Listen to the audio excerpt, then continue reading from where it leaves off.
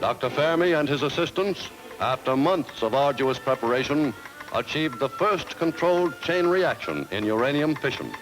It's December 2nd, 1942. Almost a year since the United States had been thrust into the center stage in the military conflict that we now know as World War II. But today, this day is about physics. It's about the Manhattan Project and experiments that are leading to the development of what would be the first atomic weapons. The site is the University of Chicago, and a controlled experiment using a pile of uranium and some graphite and cadmium. You see, managing a nuclear reaction is about slowing down the process of the release of neutrons from the uranium atoms so that they can be absorbed and make contact with other uranium atoms and release that energy, that power. The control elements in this experiment were rods of pure graphite that were inserted into this pile of uranium and plates made of cadmium, which were also designed to control the absorption rate of the neutrons. Once the reaction starts, there are two paths. One is the calculations have been done properly, the amount of control material is in place, and the reaction is controlled. The second path is the release of neutrons from uranium is greater than the ability of the pile or the control elements in the pile to absorb those releases. The reaction becomes uncontrolled. The result is a nuclear explosion. Well, let's take the analogy a step further. Now we're not talking about physics and atoms and neutrons, but we're talking about people in a project setting. I'll describe an experience I had a few years ago. I was leading a team of project managers. We were working on this enormous project, the largest shipping port in the United States. And we're providing electricity to every shipping berth. Every ship that comes into port will now have an electrical connection instead of running their diesel engines and polluting the air. Our role in the project as a company was to provide the electrical equipment that every contractor needed to connect every ship in every berth to the electricity. So some of the contractors that were hired were very capable, large contractors, lots of experience doing this kind of work. They had the wherewithal, their company had the resources and the means to execute the project at the level and the speed that the overall project required. Unfortunately, a few contractors didn't, and we encountered some issues with one particular contractor. It's a smaller outfit, fewer resources, less capable in terms of executing this scope of work. And to complicate matters, our company had a supply chain disruption that caused us to have to tell them that we would be shipping their equipment late. Nuclear, little explosion.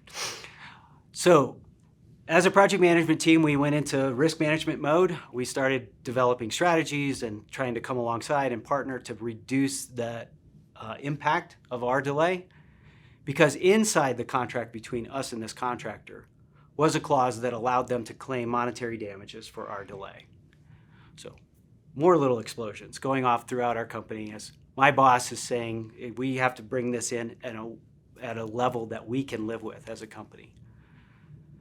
Unfortunately, our contractor wasn't really all that interested in our help. And they went about their project as they had planned to do it. They took the equipment delivery when we could get it there. They installed it. Their inexperience started showing up with some quality issues that happened after the installation. The delays continue. The costs are escalating. And when they're all done and the ultimate customers finally signed off on the project, they send us a claim that lists all of the monetary damages they're seeking from our company. Big explosion. So my boss gets involved, wants this negotiated to a level we can live with. My team is frustrated because none of our efforts have paid off in trying to mitigate this damage. So we set up a negotiation meeting. We start mapping out our negotiation strategy. And my lead project manager and I are working so many hours on how we're going to approach this, what parts of their claim we'll accept, and what parts we're going to challenge, what we think the number ought to be at the end of the day. And as this meeting date is getting closer on the calendar, I start noticing some things happening in me. My mind just can't stop thinking about this. I'm obsessing. It's keeping me up at night. It's distracting me from other things I should be doing at work. I'm mapping out every possible, argument that someone could throw and making sure I have a counter response ready. It's just spinning. And then on the day of the meeting, I actually had to excuse myself for a little while and go take a walk to try and calm things down. And the thoughts just keep coming. I also noticed that, I'm tightening across my shoulders particularly. Like I'm carrying this tension right here in my neck and my shoulders. And when we finally get into the meeting, my self-talk, my game plan had been to be the calm presence. I'm going to listen. I'm not going to speak right away. I'm going to let them make their case. We're going to be respectful. We're just trying to slow everything down to something where we can start to establish our own counter arguments. I don't think we were in the meeting more than a couple minutes before I am already coming out of my skin with anger, frustration, outrage, offense. I'm offended by some of the things they're saying. Why can't they believe that we really wanted to help them? Why can't we believe that we really all wanted to work together to give our client the best outcome? And I was unhinged. We actually used the word passion to try and cover up this outburst of anger. It's pure anger. Yeah, I'm saying I'm really passionate about this. And they're like, yeah, we're passionate too. And at the end of the day, when the meeting is all over, I leave feeling like a complete failure. We've not been successful in the negotiation. My team must think I'm a little crazy or something. And, I had to go back and report to my boss that we weren't able to deliver the result that the company was looking for in this negotiation. Yeah, it's interesting, Tom, because, project management, at least initially, seems to be all about skills and managing budgets and outcomes and everything like that. And I think we are here today to make the counterintuitive case that a lot of effective project management is actually about what's going on under the surface in you. So as you were kind of laying out that project and starting to talk about your own reactivity and anger, that's really where we want to spend some of this time, which we grant you is not very comfortable and is unusual. My background's quite different from Tom's. I cut my teeth, of all things, as a trauma chaplain and as a hospice chaplain when I was 24, right out of college. My very first job, in fact, my very first shift was a 28-hour overnight marathon shift in a trauma hospital. And I'd never seen a dead body before. I'd never had any direct experience with grief. I came in completely green. And I remember my first day on the job, I just assumed they would tell me what to do. And as it happens in this particular way of training chaplains, they intentionally don't tell you what to do. Their whole plan is to kind of throw you in the deep end and make you deal. And then what you do afterwards is a debrief. And toward the end of our session, we're actually going to show you one of the tools that we use to debrief that you'll be able to use as well. So there I am, I'm 24, I'd only been married like a week, I'm green. And next thing I know, I'm in a room, an intensive care room with 12 screaming people. Their mother had died, and my job was to do something. And it's interesting listening to your story about project management and deadlines and budgets and my own journey of being with people in grief. Really, in a lot of ways, my job was to walk into rooms of the highest anxiety you can imagine and try to help people through what for most of them would be the worst moment of their life. Usually I was either helping someone when they learned that a loved one had died, or sometimes I was helping somebody die. In the course of my year as a chaplain, I attended to like 300 deaths. On average, like a death a day. It's a crazy job. The biggest surprise to me was the counterintuitive move that if I was going to help other people, I had to be really attuned to myself, what was going on in me. I thought that trauma chaplaincy was all about the other person. You walk in, they're grieving, you have to navigate. But actually, what it turns out is it's first about noticing myself, what's going on in me. Am I exhausted? Am I tired? Am I angry? And so what Tom and I want to do is just spend some time laying out ways that you can notice what's going on in you. So not to be like, all fuzzy about it, but so you can actually be a more effective project manager in your work. This is the counterintuitive move that we're wanting you to consider making. Is what Tom was laying out for us was just kind of going in and suddenly being caught up in reactivity.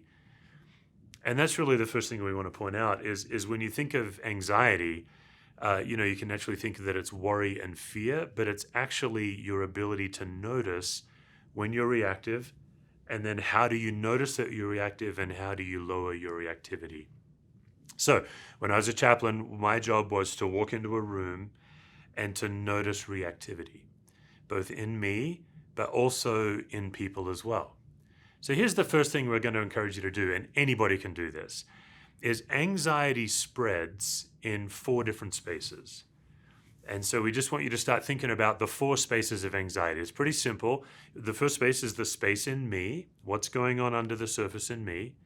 The second space is the space between me and another person. Any of you who are married, or if you have a child, you are very familiar with what we call second space anxiety. The capacity to react to each other. The third space is the space inside the other person. Anytime, you probably did this, Tom, right, in that phone call. Anytime you're spending your time thinking, what were they thinking? Assigning motive. Yeah, right, assuming things about them and why they're doing things, you're now in third space. The fourth space, which also project managers find themselves in all the time, is the space between others. You walk into a room and there's already a mood in the room, right? And you deal with this all the time because project managers are often put in places where they have to manage other people that maybe never met or met for the first time. So this is something that you can do, is you can start to pay attention to anxiety in 4 spaces, because the rule of anxiety, or the rule of reactivity, is it's contagious. It spreads faster than a virus. Everybody catches each other's reactivity. And typically the most anxious person in the room is the one with the most power. So what you can do as a PM is you can start noticing what space is the anxiety in and who is the most anxious person. And holy smokes, if it's you, then the goal is to try to lower your reactivity. And we just want to give you a couple of tools to do that. So first of all, just one quick rule. We're not going to go through all the 4 spaces. We're really just going to spend time on the first space.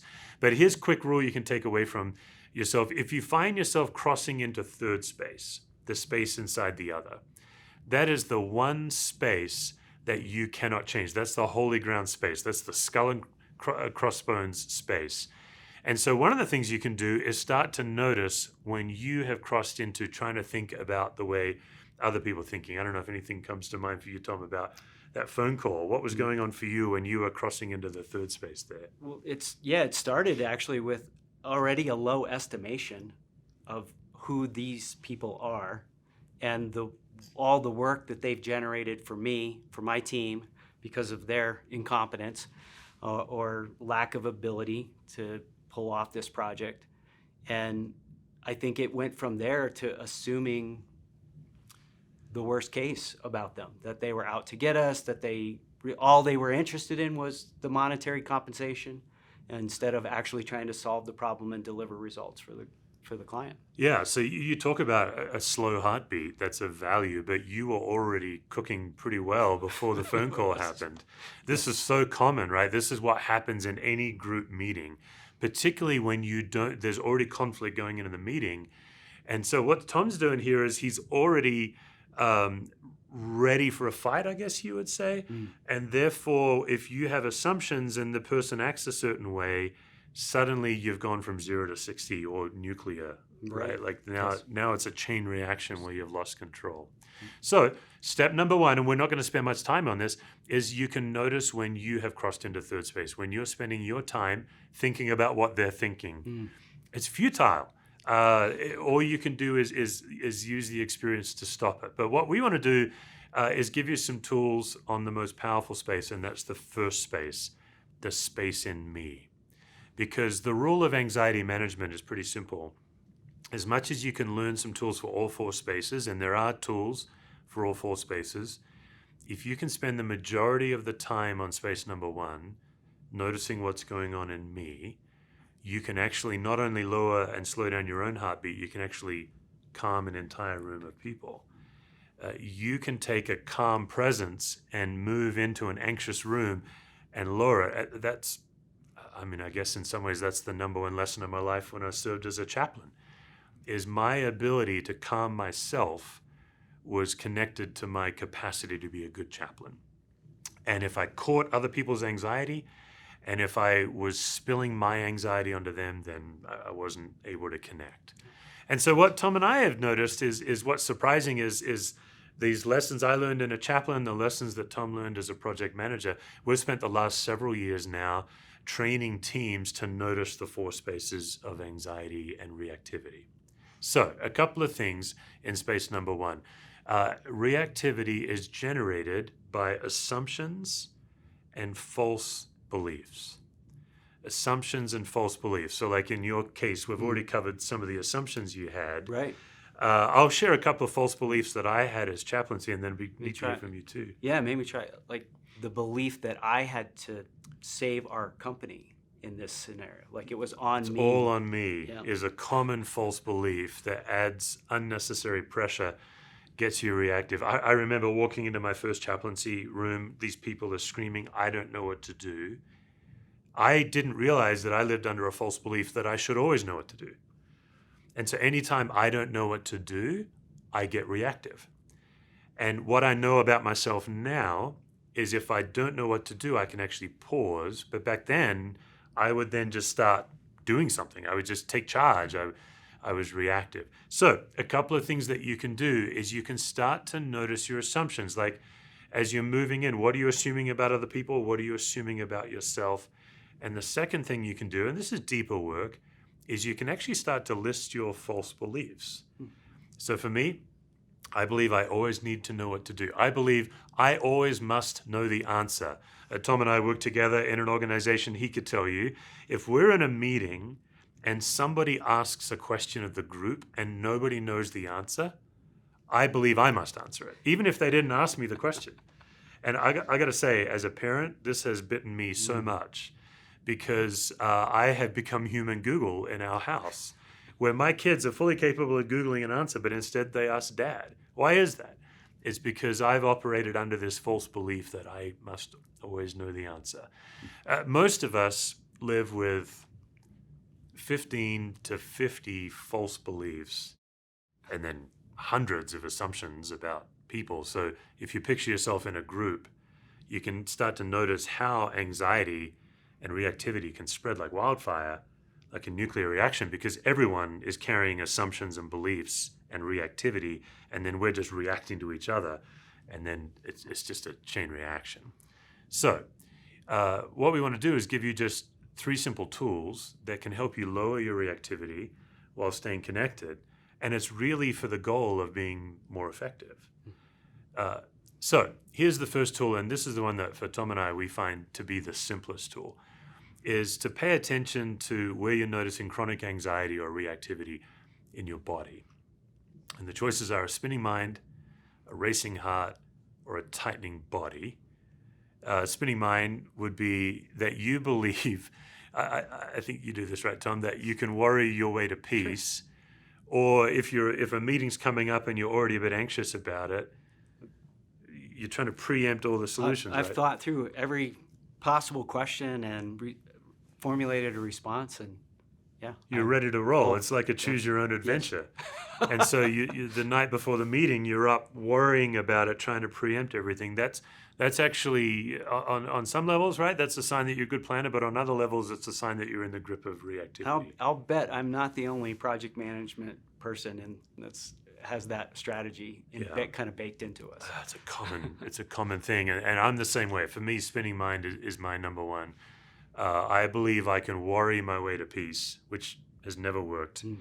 So one of the things that Tom and I both try to notice is when our mind is speeding up, it might mean that we're in the grip of reactivity. Racing hard, that feels like when you've ever had like 10 cups of caffeine and you're just heightened. Tom and I both work with a guy. When he first came on staff with us, he's been working with us over a decade. In a staff meeting, he'd take a styrofoam coffee cup and he would just tear it up piece by piece. By the end of the meeting, there's a little mountain of styrofoam. That's because he's a jittery guy. And that was how we knew that he was no longer connected. He was now kind of all in the grip of reactivity. Third one's tightening body. It's either a sickening in your gut, like if you get car sick, or sometimes it's a clenching, like your shoulders or your neck. One of the things you guys can do is you can start to become aware of what's going on in your body. Because really, one of the number one rules of lowering reactivity is to pause and stop. Flight attendants, right? When we fly, they say that in the unlikely event that we lose oxygen masks will lower, and first put the mask on your own face before helping others. And that's really what we're talking about. Yeah. The graphite, the cadmium in the pile, we're the ones trying to control this reactivity by lowering our own. Yeah, so we're making the case that your job, if you want to be effective and healthier as a human being, is to not just get the outcome, but to notice the dynamic in the group and in yourself. And so we want to actually introduce you to one of the tools that we use in our workplace that has been incredibly effective in this. Before we do, one of the other things that Tom and I do is we actually study various dynamics that if you're in this dynamic, you know it's going to generate anxiety.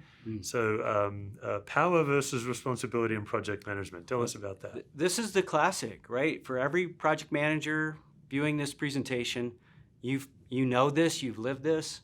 And when I saw it show up on the universal sources of chronic anxiety list, it was like, yes, this is the thing. This is the message of hope we needed to hear.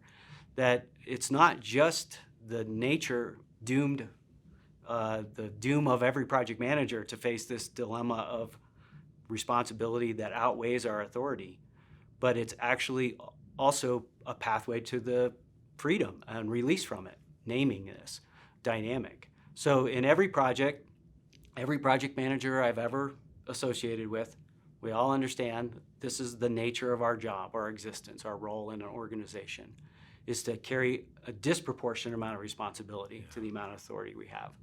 And managing that through different leadership styles, through learning to be a good influencer, all of these are tools or techniques that we're taught. But just simply naming it as a source of anxiety has given me a lot of relief in this area, just to recognize I can't change the dynamic, but I can learn to notice it, to name it, and not let it have its power over me. I mean, it's got to be a common scenario, right? Like you are given a project and you're not given the resources to accomplish it, whether it's the money or the people or the authority, right, but you're still expected to deliver the outcome. Yeah, I can't tell this contractor how to do their business. I can't tell them how to fix their problems. We try and come alongside and partner and influence. I can't make people who don't work for me put in the extra hours or put in the extra effort or all of that. Only indirectly, only working within the means that I have. So it's all the time. It's our life.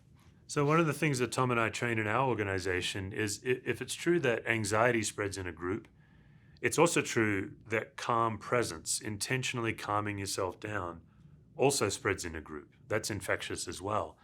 And so as you're moving under all these pressures and things, if you can start to notice when you are getting reactive and actually put work hours into it, like we're talking like this is real work, to start to notice your activity and intentionally lower it, you'll actually get further and increase the outcome chances. So one of the tools we wanted to introduce is this tool called a verbatim. A verbatim is like writing a college essay. You might be saying to yourself, you got to be kidding. Like, I did not graduate from high school or college or to start writing more essays, but it is actually an essay that you write up. And it's a review of an encounter that you had that didn't go the way you wanted it to go.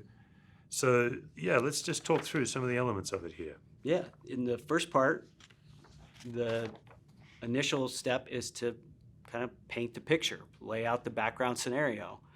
In the example I used earlier, this is what the first part of this would look like, setting up the stage, saying, here was all the things that led up to this very critical meeting.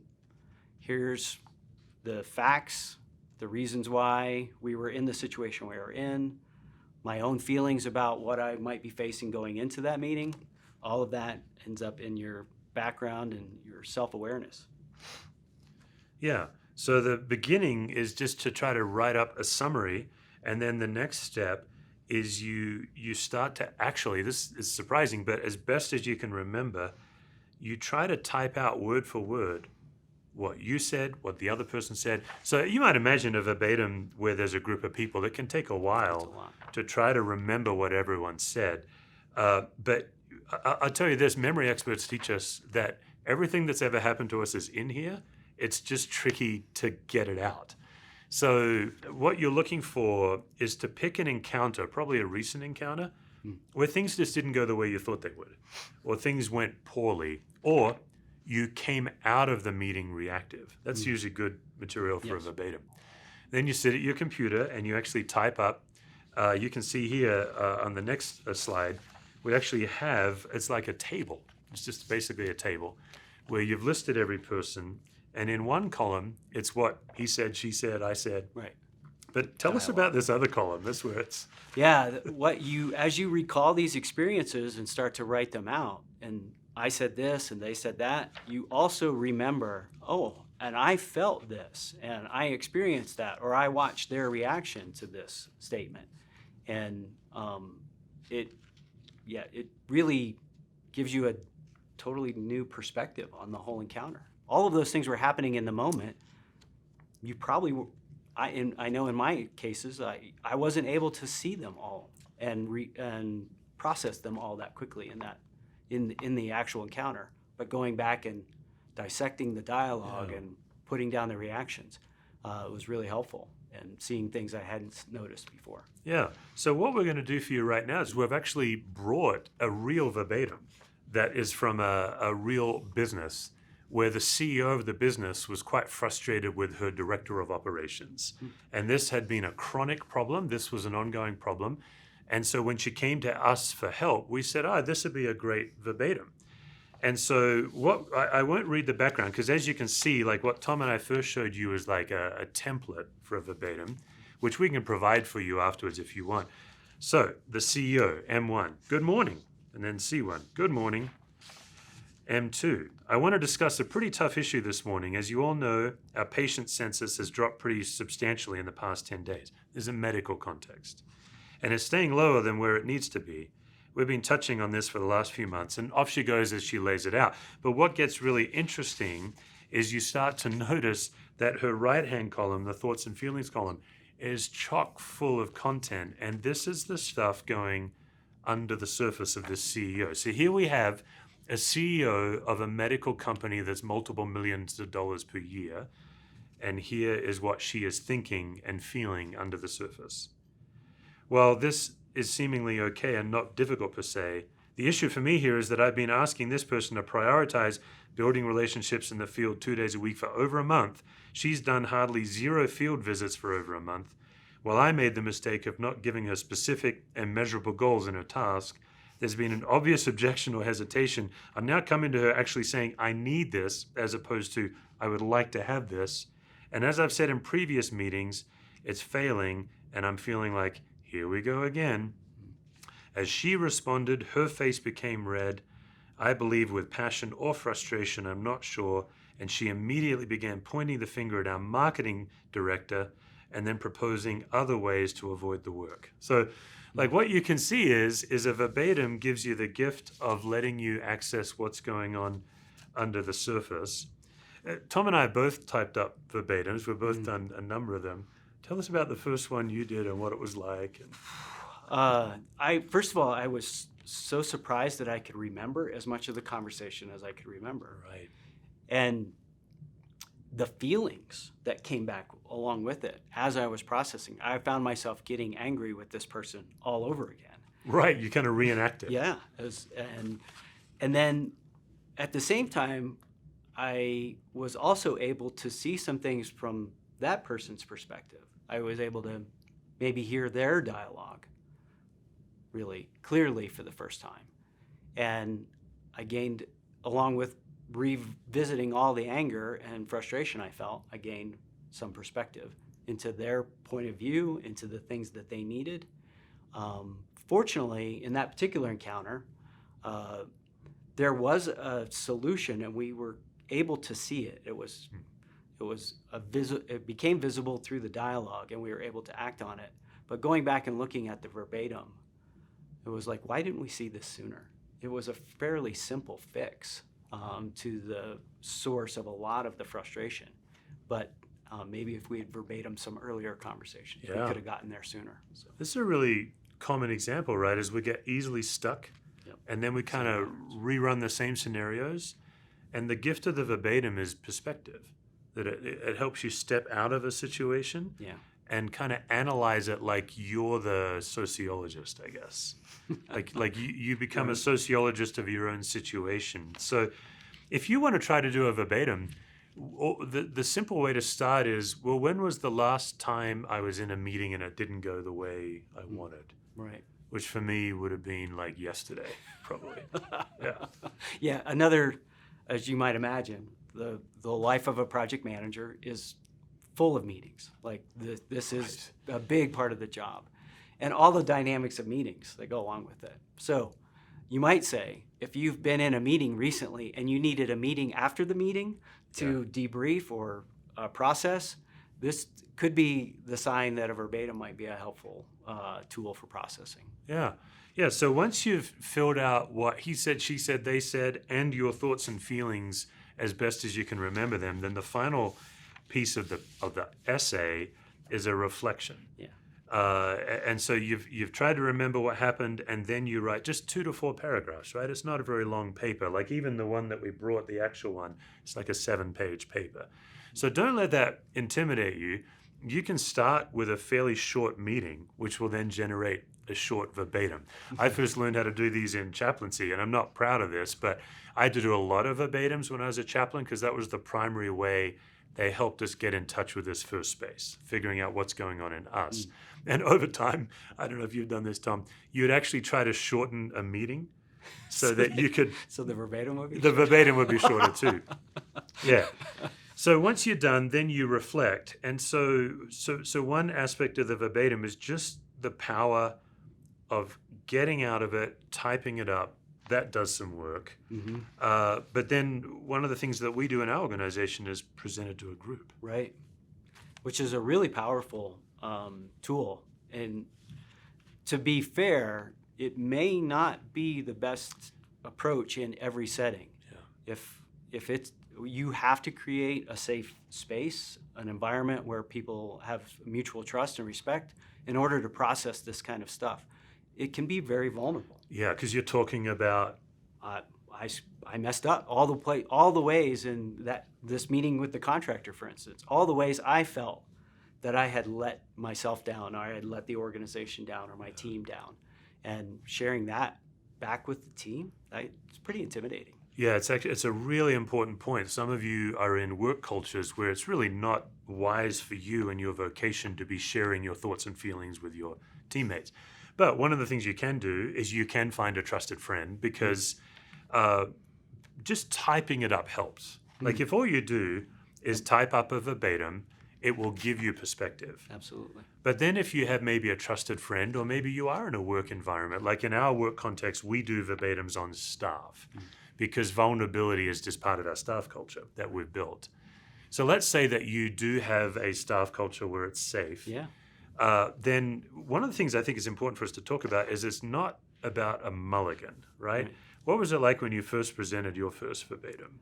Yeah, the desire to go back and fix all the things I felt were wrong in that initial encounter, the do-over aspect of it is really a tempting trail that doesn't lead you anywhere. You don't have that ability. Helpful. You can't. There's no time machine here. Yeah. So, but getting that perspective that if I can't fix that one, if I can't do that one over, the next one I can. The next time this happens, I'll be better prepared, or I'll understand what those dynamics, I think, is really the freedom that comes from it. Yeah, the theory behind the verbatim is that we all keep running into ourselves with the same problems over and over. So like if you keep making assumptions about other people, if anger is your predominant response, then you keep running into that. Whereas when you do a few verbatims, it gives you the ability to preempt it, I guess you could say, to be aware of your triggers so that you have a broader capacity to lower your reactivity and be calm. Yeah, if we were to couch this in another type of language that project managers are familiar with this is almost, in a sense, a risk management approach, where you know the risks that you bring to the meeting with your own triggers, your own anxiety, the values that you hold when you see them violated by other people that make you react, overly reactive. By understanding those, then you can develop the skills and the tools to hopefully, in the moment, be able to set those aside and allow cooler heads to prevail. Yeah, so once you've typed it up, your final step is just to reflect, and that gives you the ability to not just capture what you were thinking and feeling at the time, but now that you're typing it, what do you think and feel now? And it's just that extra layer of perspective. And then you can decide whether this is just something for you that you file, or whether you want to bring in a friend or someone within the organization. We recommend generally, if you're going to do it vocationally in your organization, that you do bring in a trained facilitator. Right. Yeah, it is tricky to manage all of this. As the presenter, you want to be focused on what you've processed, and as the group needs to be focused on their processing of this with you. So a facilitator also helps make sure that this space stays safe, that we don't get into coaching and fixing and do-overs, that we just process the lessons that we can learn out of it. And as a project management team, honestly, it could be a really powerful tool to just understand how, not only as individuals do we keep running into ourselves, but as a team, there are probably similar dynamics where we've learned, our company's culture has taught us, this is how we approach these sort of situations. This is how we deal with conflict. This is how we negotiate.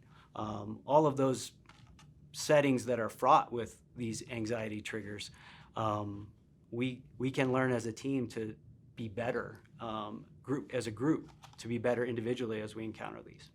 Yeah, I did my first verbatim 25 years ago, and I still remember it. And I think this is why we are encouraging you to consider doing it as a group, because I was a brand new chaplain. I didn't know what I was doing. I thought I got a total F. I remember coming out on this encounter with these screaming people. It was about a 3-hour encounter, and for me, that just meant 3 hours of me not knowing what to do. I remember getting in trouble with one of the nurses. I'd never even met her. It was my first day on the job. All of these dynamics going on. I verbatimed it. What I remember, Tom, is presenting it to the group of other chaplains, expecting them to grade me harshly and finding a lot of support and encouragement. And that's the other gift of this, is you get a bunch of project managers in the room. One of the ideas might be to not do it within your workplace, but to find other project managers that are safe for you. And there's just so much community, kind of you're not alone when you present these vulnerable things. That was a huge benefit as well. Yeah, that was my experience as well, that people that I trusted and respected in this setting, as I'm delivering this verbatim, feeling the weight of all the things I did wrong, we're able to say, I've done that. Yeah. I have a dozen of those sort of encounters, and it is affirming in that sense that we're all human. We all share these struggles, but also empowering in a way that says we also recognize we can help each other to move past them. Yeah, it's like before you do a verbatim, you're more wrapped up in your own reactivity. You're not aware of your triggers, and you just keep having all that pressure. We're trying to give you the vision that you can actually lower the pressure you face in the workplace. If you do a couple of verbatims or a few, you become more aware of your own triggers. But the other thing that the verbatim does is you kind of put yourself on a tightrope where you're about to fall off at any given moment. But you get around other people in your field and you realize there's actually more room to be human than I thought there was. And counterintuitively, that actually makes you a more effective employee. It's weird. Right. Yeah. Right. Going back to that situation I described earlier, where I brought to a meeting a bunch of stuff that only increased the level of reactivity in the room. I left angry and frustrated. My team left probably frustrated with me and disillusioned about our ability to actually negotiate successfully. I know the other participants in the meeting, the client, the customer, they were also frustrated and felt probably disrespected by some of the way I showed up. But having the ability to use the tools that we've talked about to notice, if I could have understood that spinning mind was a sign that I was working way too hard at this, that tightening in my shoulders was a sign that there were other things at play here under the surface, that this meeting wasn't going to go down simply on my experience, my training, my skills, that there's this other factor in the room that was going to make me vulnerable to being overly reactive. And then the ability later to process that with a friend, a trusted team, or just by myself through the writing and reflection. I think those are really powerful takeaways, and I would just encourage those in the profession, especially those of you who might be in project management offices or the managers of other project managers. This is a really powerful tool that can really help shape your team and the culture of your workplace in a way that I think is incredibly positive. Yeah, so obviously, as you've kind of just seen what the elements of a verbatim and the ways to use it, obviously one of the ways is just to do it on your own. One is to find a friend. And the most powerful way is to get a group together. And so that would then involve a facilitator, really. And that is an opportunity that if you can feel free to reach out to either of us, and we'd be happy to help you talk through the process of getting a facilitator or getting trained yourself as a facilitator. So our contact information's on the screen. Feel free to reach out if you have any questions about this presentation. I know it seems like we've been on an interesting trajectory from project management over into chaplaincy and now this very technical tool that we refer to as a verbatim. But I'll take us back to the very beginning, to December 2nd, 1942, and the reason that the University of Chicago and the Midwest of the United States still exist in one piece is because of the presence of graphite rods and cadmium plates, of some agent in the pile surrounded by all of this reactive material that were able to slow and direct and control the reactivity of the pile and land it safely. So to all of you in your profession and your endeavors in project management or wherever your fields are, we wish you the best success in lowering your own reactivity and staying connected and delivering the best results for yourself, for your organization, for your teams. Thanks.